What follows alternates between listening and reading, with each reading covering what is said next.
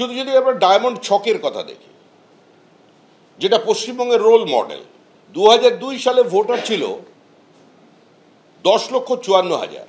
আজকে ভোটার লিস্টের যে চেহারা, তাতে প্রায় 19 লক্ষের কাছাকাছি এখানকার ভোটার পৌঁছে গেছে। সারা রাজ্যে যদি জনসংখ্যার বৃদ্ধি দেখা যায়, সেটা 4%। ডায়মন্ড হারবার এবং জয়নগরে এই বৃদ্ধির হার হচ্ছে 8%। 2002 সালে হিন্দু ভোটারের সংখ্যা ছিল 7 লক্ষ। 2025 সালে হিন্দু ভোটারের সংখ্যা হচ্ছে 11 লক্ষ।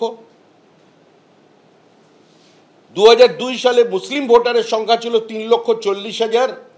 আজকে মুসলিম ভোটারের সংখ্যা হচ্ছে 8 লক্ষ। ডায়মন্ড হারবার লোকসভা কেন্দ্রে 128% গ্রোথ হয়েছে মুসলিম ভোটারদের ডায়মন্ড হারবার কেন্দ্রে। ডায়মন্ড হারবার এবং জয়নগর এই দুটো কেন্দ্রকে পরিকল্পিতভাবে মুসলিম মেজরিটি বানিয়ে দেবার চেষ্টা হয়েছে।